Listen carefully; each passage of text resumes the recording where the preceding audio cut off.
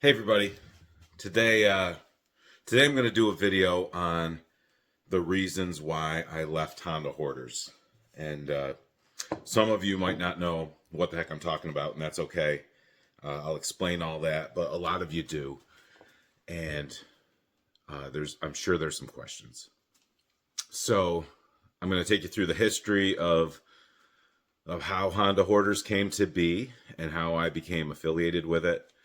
And all the way up to present day. I'm going to try not to, make this a long story, but there's a lot to lay out. So, and there's a few different players involved. So here we go.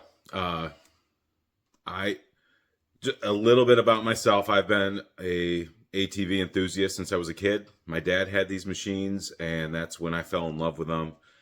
1984 Big Red, 1984 TRX 200, and almost every day after school, I was out riding those machines, and that's where the passion started for me. And the TRX 200 turned into a 250X.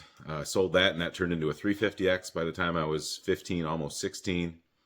Bought a 250R as a senior in high school, and a 400EX when I was in college. And there's a few years in there that I didn't do too much. I was busy starting a family, starting a career, and in 2016, late 2016, I bought my first 350X as an adult, and that's where my collection started to grow from. So that's the quick backstory on me. There's a lot of things that aren't mentioned, but 2017, I met a lot of cool people. I think kind of what got me on Facebook and in the Facebook groups as a participant, as a member.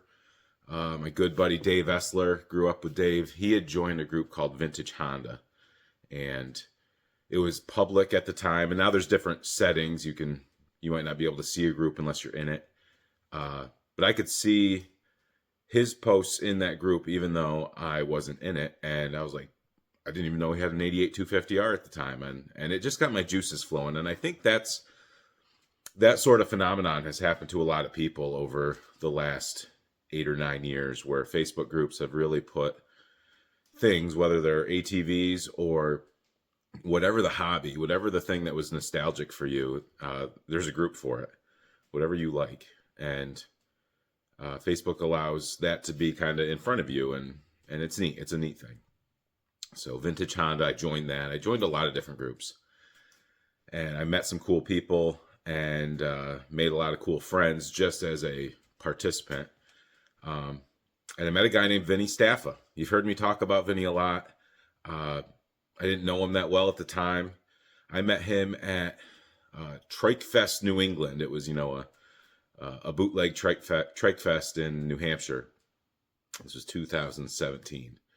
That's where I first met him. I met Mitch Rapucci. I met Peyton Pietramala, who is the guy behind ATC Daily on Instagram. I met Ryan Mallon. I met those 5 guys. They're among a bunch of guys. Jeff Mahar, his cousin Josh. I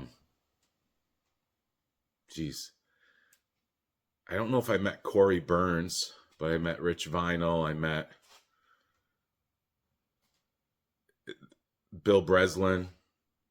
Lots of guys. I'm not trying to name drop everybody, but that was cool. That was my first exposure to real life guys that were into the same hobby, and we had a really good time. Met Dustin Bartley. Went down to ride in Connecticut on my way home from that trip with Dustin and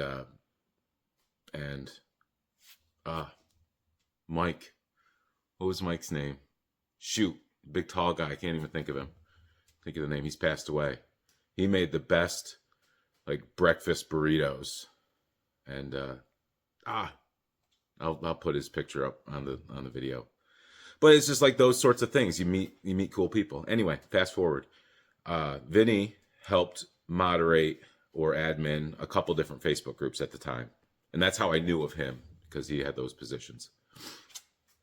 And he, for whatever reason, left those groups and decided he wanted to start his own group where he could do what he wants. I think Vintage Honda was one of the groups, and I think they were giving him some heat because he was selling Meyer fenders and profiting off the hobby, and they didn't like that. A little bit of foreshadowing there, and it's whatever. I'm not mad at anybody. I want to say that I'm not mad at anybody. It is what it is. And here's how the story goes. So he left that group in another group that doesn't need to be mentioned and started Honda Hoarders. It was his thing. It was his creation. He clicked all the buttons and he made the group. So within like a day or two, he had asked me in Messenger, hey, can you send me a picture of your collection? And I said, sure. And that became the first cover photo of Honda Hoarders. So wasn't my group, but my picture was the first one. But whatever. And then once it was created, he asked me, Mitch Rapucci, Ryan Mallon, Peyton Pietramala, and Greg Jr. To help him run the group. And at first we were moderators. He was the admin. There's a thing about Facebook groups, and it shouldn't be this way. If you're an admin, if there's 3 guys and they're all admins, and one guy gets a wild hair, he can remove the other 2 admins and take control. And that's silly. It shouldn't be that way. There should be like a king admin or something like that where he has ultimate control. The ultimate admin. But it's not that way. So Vinny was very nervous at the beginning about making us admins because we could take his group, and none of us wanted to do that. And to this day, none of us wanted to do that. I'll revisit that sentiment in a minute. But eventually it did make us admins because there's a couple things you can't do as a moderator, and I can't remember what they are, but I think it was just easier for us to be all admins, and it worked well. It was great. That was the fall of 2017, so just a little over 8 years. And it was great. We strive to be drama-free. It was my preference to discourage swearing and whatnot, just to make I'm not looking for a safe place, I'm not a weirdo like that. But there's a lot of times we don't need to have potty mouths, and just be professional. If I've got my 10-year-old in the group, it's different now. My kids are older, but when my kids were little, I don't swear in front of my kids. They don't need to be exposed to that just yet. And if you do, that's your prerogative. But we were just trying to make a friendly place. And we got some flack for that. I owned it. I was policing that. Now there's settings and stuff. If people say things, write things in the group, it automatically gets declined and they can't go on there. But I think it worked.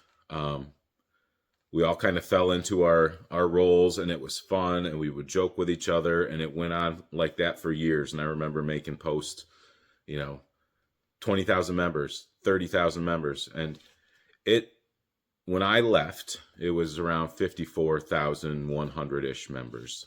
And that was good. And there's bigger Facebook groups out there, they have lower I don't want to say lower standards, but they let more stuff go. And Honda Hoarders is specific to Hondas, pre-2000 Hondas. So if you weren't interested in those, you wouldn't join. But that was the deal. Over time, Mitch Rapucci had the idea to give machines away. And we had started to sell stickers and some shirts.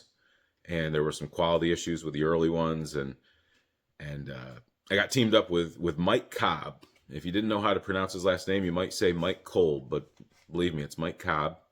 And his sons are awesome. And anyway, got teamed up with Mike. Mike helped me make some stickers.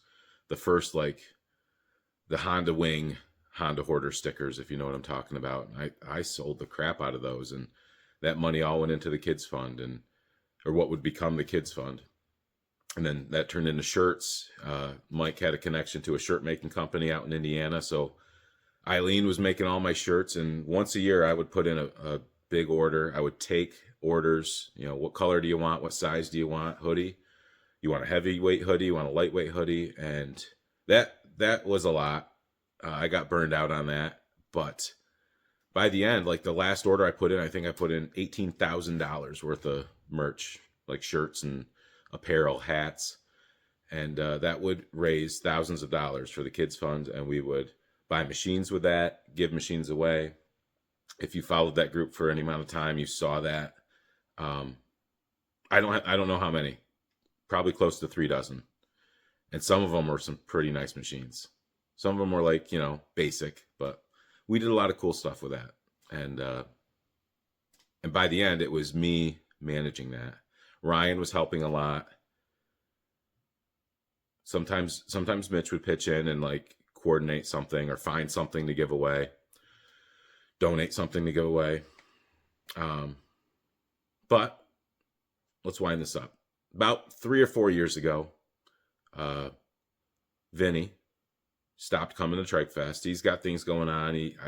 I think it was before he got married, but he became unavailable, hard to get a hold of.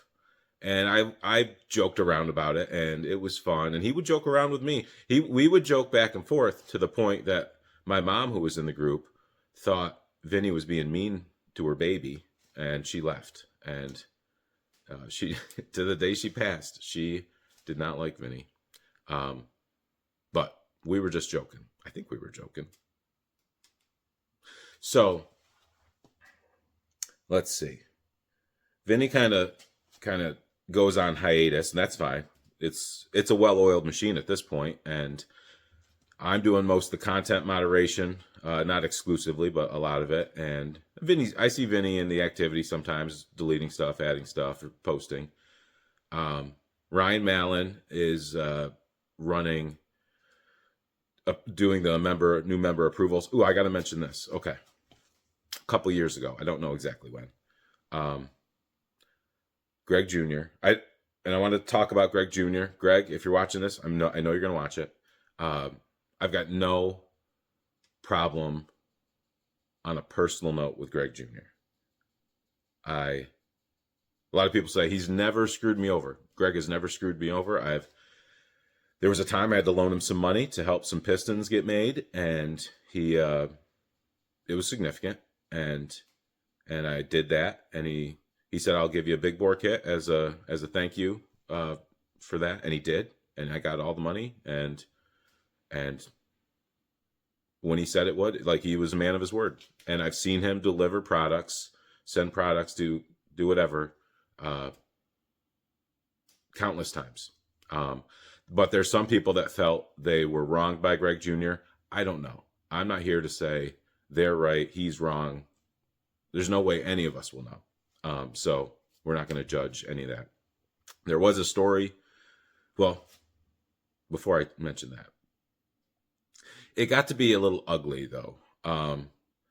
Greg had some stuff going on, and if I had the same stuff going on, it would wear on me.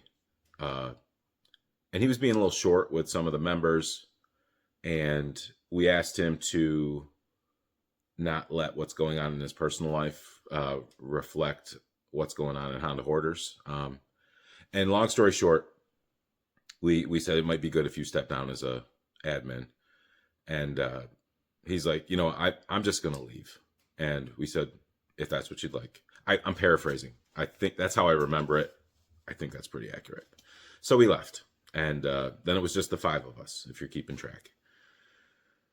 So time goes by, and Vinny wants to bring him back in the group as a member. So we have a group chat, Honda Hoarder group chat with us admins. And Vinny mentions in the group chat that, hey, I want to bring Greg Jr. back as a member. I've been talking to him, and he's made some promises. And I was fine with that.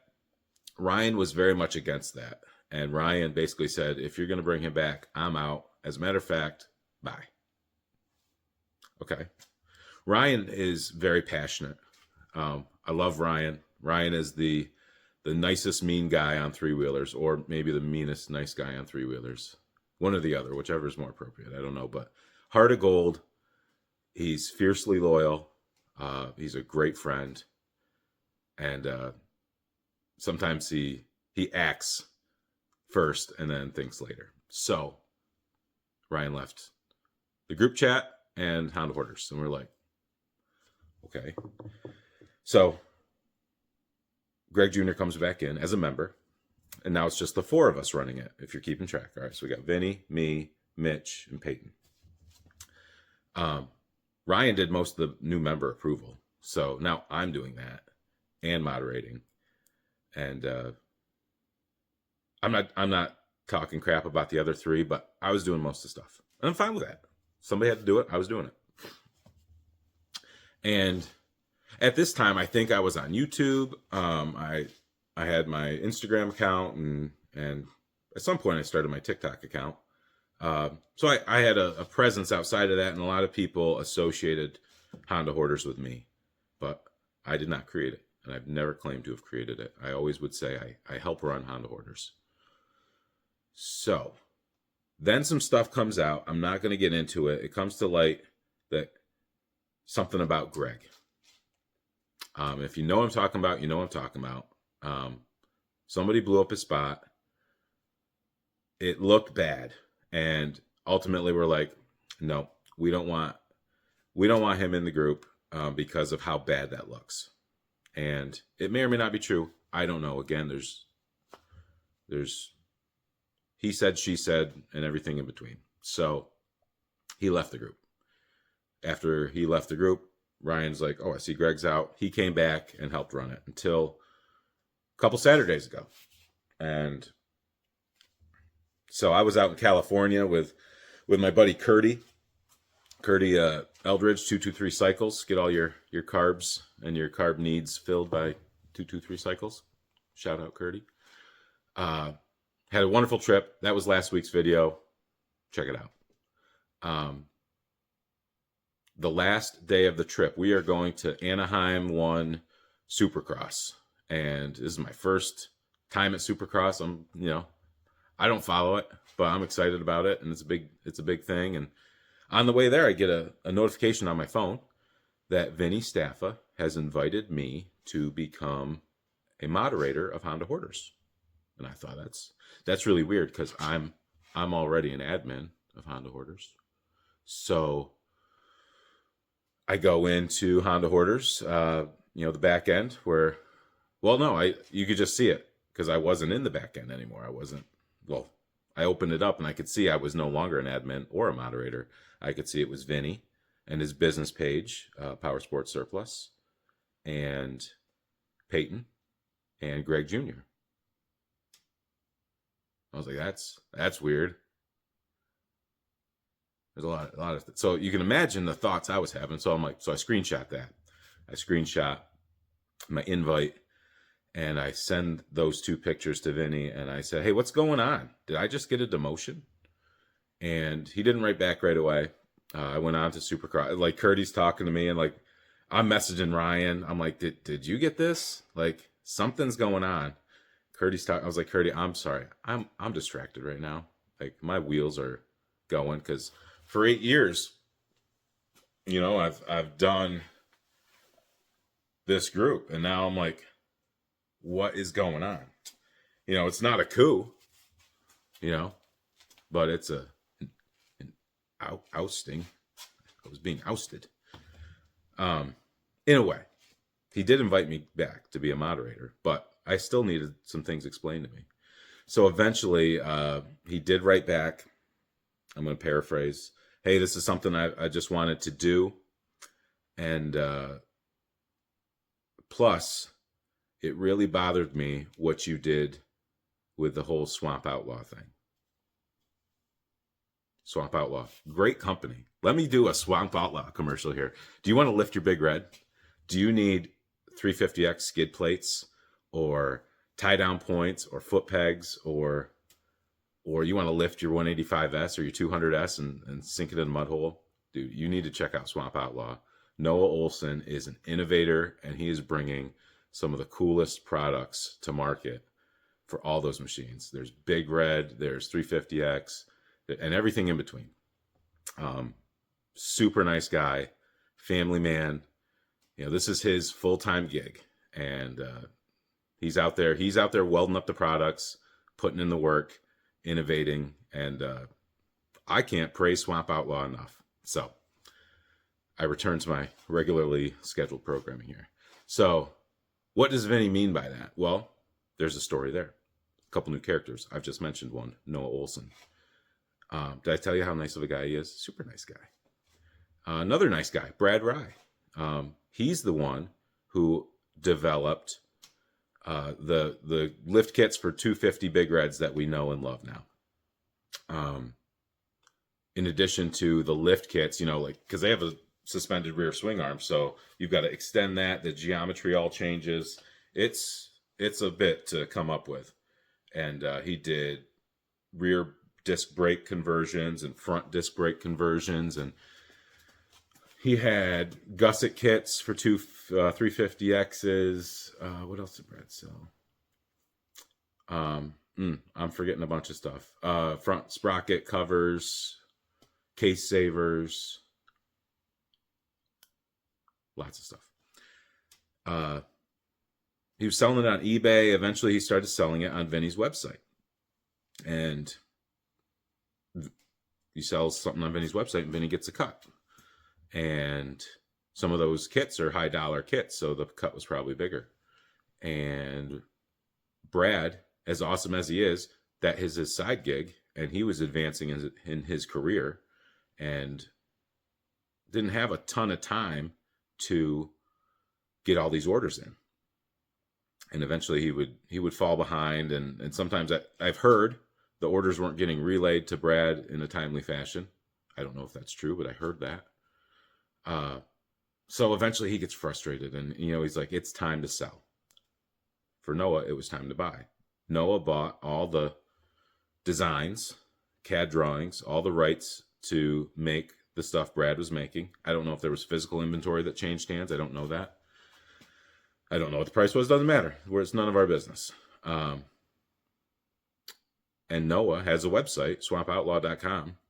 Swapoutlaw.com. Did I say that yet? Swapoutlaw.com. I just love promoting Swap Outlaw, apparently.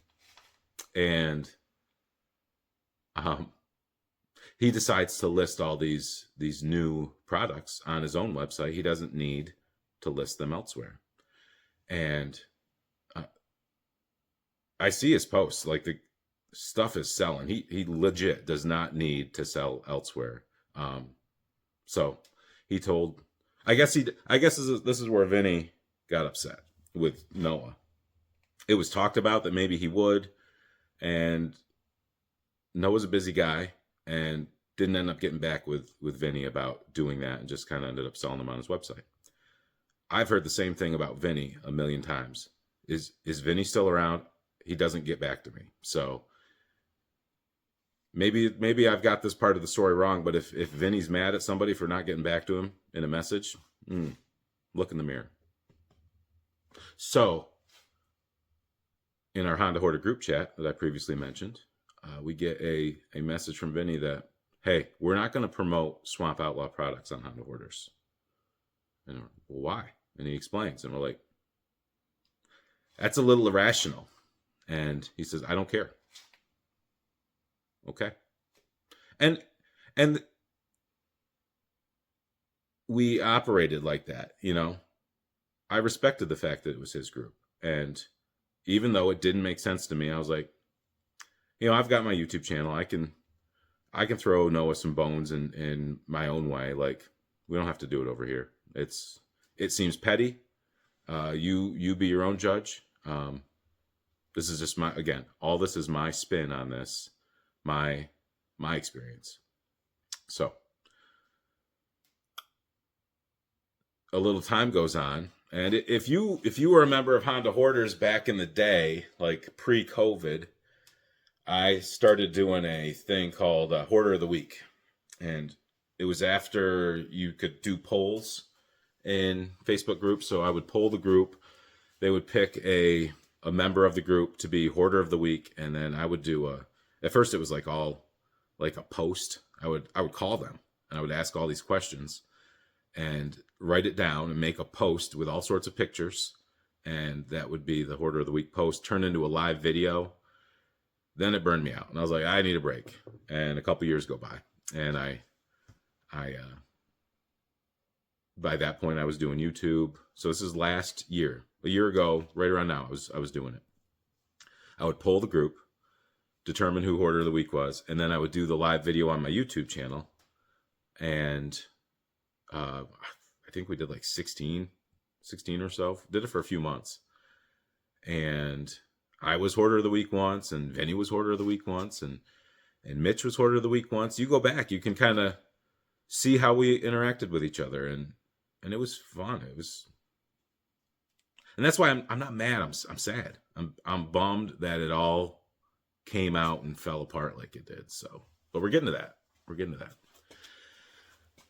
Eventually, I was getting creative with the polls. I was like, when you think of a 250R, who do you think of? And like, I would populate the poll with a couple options, and then people could add whoever they wanted to. And by the end of the week, the winner would emerge. And towards the end, I was like, who do you think of when you think of a big red?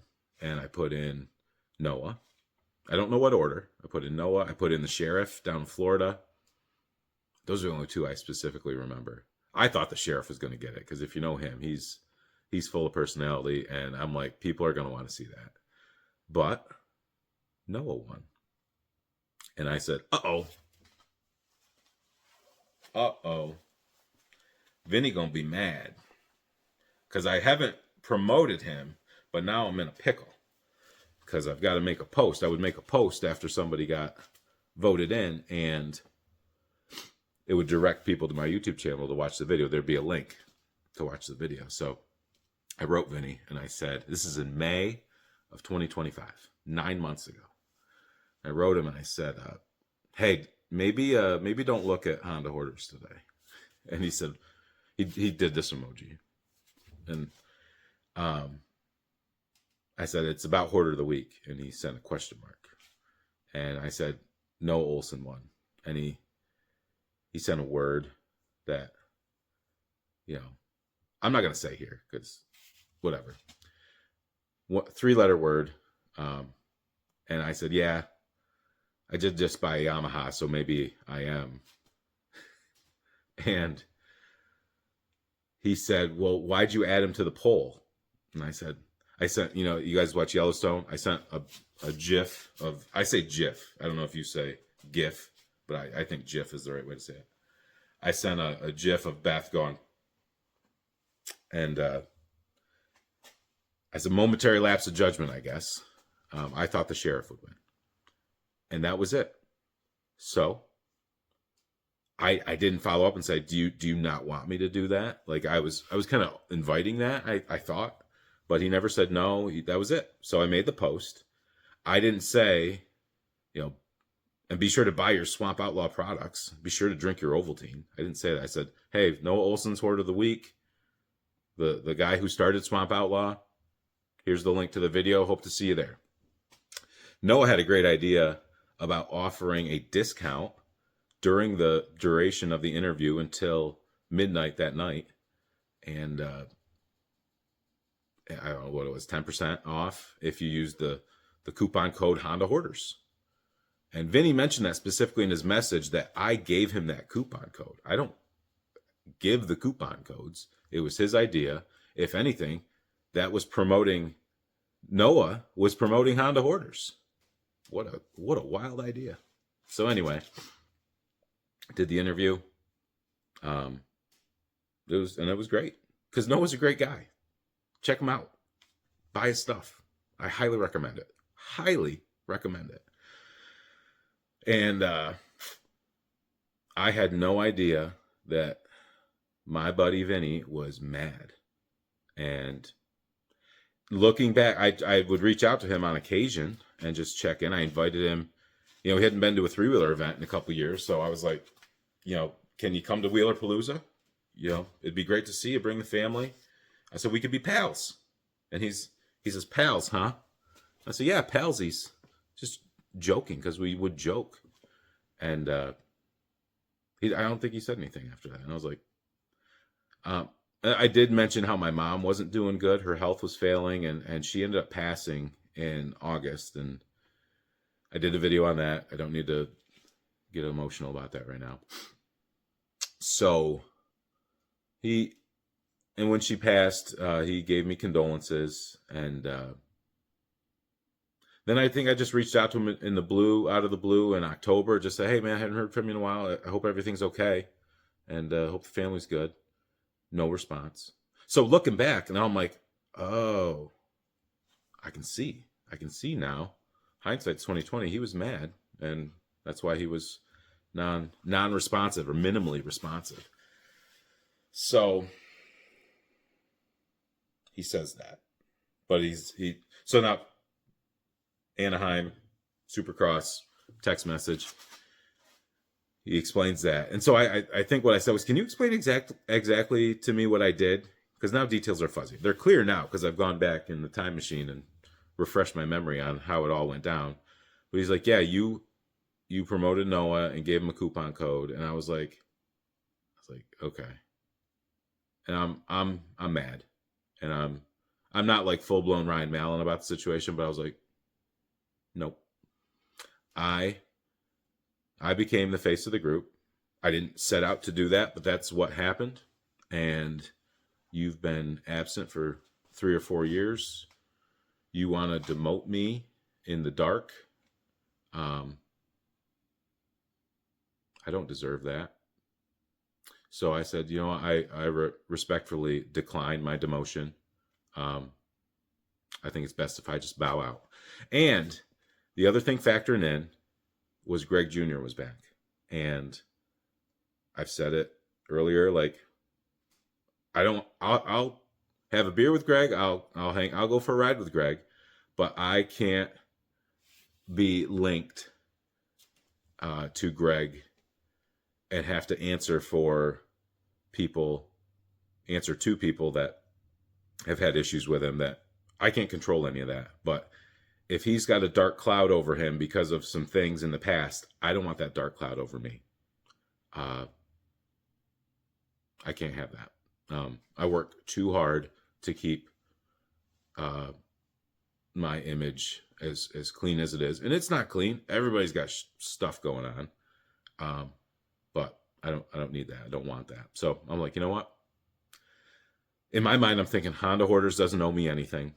I have made so many great friends, so many great connections. It is like, here, this is just my workbench. Like, I am so intertwined with it as a brand. It's going to take a bit to unwind. I had to buy a tote so I could tote up all my Honda Hoarder stuff, because, I won't say half my clothes are Honda Hoarder clothes, but I've been a walking, talking billboard for years, and I'm going to undo that. Ryan, we know how Ryan feels about Greg, so that was by Vinny doing what he did, by bringing Greg back, he basically said, I picked Greg over Ryan. Peyton did come back, but he bowed out as well. Mitch has accepted moderator. And Mitch, I love you, brother. He went out of his way to try to mediate the situation between me and Vinny, and many phone calls, hours on the phone with each of us, just trying to get each of us to come to the table. And I did respond to Vinny. I didn't call him. I hate being interrupted, and I'm not saying Vinny would have interrupted me, but I wanted to say some things without interruption. So I sent him some voice messages through Messenger so he could hear my voice and hear what I had to say. And he agrees to disagree on my stance on the situation, and that's fine. He can do that. Not mad at him. It's just a bummer that it's here, or that it played out this way. So that's why, after being involved with Honda Hoarders for 8 years, being there, maybe not from day one, but from week one, as soon as I was invited in, pouring myself into that, into, adding value to the group and serving the group through, apparel and the kids fund and everything else. I'm walking away. I never made money. When we would do shirt orders, I wouldn't charge myself for the shirts. I earned them though, believe me. So that's the story. And you might ask, a lot of people are like, hey, so all right, let's close this out. During Supercross, I did make a post in Honda Hoarders that got deleted. And here it is. I wanted to let people know a little behind the curtain what was going on. And I said, I've been removed as a moderator, as an admin. And I just wanted to let people know I felt there should be an announcement or something like that. And that got people talking a little bit and checking out who was the current admins and moderators. And eventually that got taken down. And I anticipated that. Then the next day I flew home, multiple calls with Mitch. It was last Thursday, so almost a week ago, that I reached out. I was now in a group chat with Mitch, Vinny, and Greg. And I said, I've thought about this nonstop since it happened. And I think the best thing for me to do, I'm going to leave the group. And with your blessing, I'd like to make a post. I said, I'm not going to get dirty with it. It's going to be classy and tasteful. And I just want to say goodbye to all the cool people I've met. And that's it. And I'll post on Thursday and I'll leave on Friday. So if there's some comments, I can read them. I said, I might not even respond to them. If I do, I'm not going to throw dirt. I'm not going to, if people ask questions, I'm not going to really get into it. And Vinny said, yeah, make the post, tell the whole story if you want to. And I was like, no, that's not the purpose of the post. But I do feel an explanation is owed. So here we are. So I made the post, overwhelming response, humbling, and really made me feel, you guys really made me feel special. So thank you. But it's over. That chapter is closed. A lot of people say, well, what's next? Oh, Vinny even said, promote where you're going. And I didn't have a place to go. I had thought about some things, and my YouTube channel and kind of having like a sub brand or a mission statement, a slogan. And I tried to think, this is like a couple months ago, my wife and I were brainstorming about what that would be. And a lot of people, I wanted it to be like, vintage related or, nostalgic or something like that. And a lot of people make fun of me because they say I don't ride my machines, I just push them. And I do push a lot of machines, but I do ride too. So I was like, what could it be? Retro pushers, vintage pushers? No. So I landed on pushing retro. And I've had it in my back pocket a while. And then just thinking about everything that's gone on, what would my group, if I even wanted to start a new group, what would it be? I don't want to compete with Honda Hoarders directly, or anything direct. I want it to be its own thing. And then I remembered the Pushing Retro name, and I thought that would be cool. So I've started a group, Pushing Retro, and it's been hidden. And Facebook is weird, apparently. It's been hidden and only visible to members, and I'm the only member, so I should be the only one seeing it. But I woke up this morning, and I had 36 new members in Pushing Retro, and I was like, cat's out of the bag. So I'm announcing it. If you followed me on Honda Hoarders, if you never heard of Honda Hoarders, if you only watch my videos, and you've made it to, what are we at, 39 minutes into this video, and you're wondering where I'm going, I started my own group. It's Pushing Retro. It is anything vintage. On-road, off-road, you got some cool trucks, you've got a cool Argo or sleds, or you've got a lunchbox collection. Maybe you got an Atari 2600 down in your man cave, and you're pretty proud of it. Post a picture of it. I am nostalgic to a fault. So if you come to my place, you'll see there's 3-wheelers.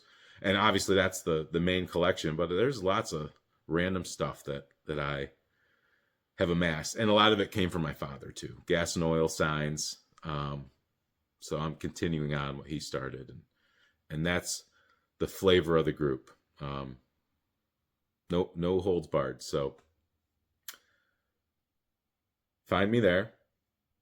If you saw me and interacted with me on Honda Hoarders and we became friends there, I value that. That was what it was all about. But I've moved on. So thank you for watching. I tried to tell that story as fast as I could. I wanted to make sure all the facts as I understand them are out there. There's two sides to every story. So don't believe me. I'm biased towards me. Vinny's got his own story, and so does everybody else. But that's what's knocking around in my head. And I guess it's time to go. I'll see you on Pushing Retro. Thanks.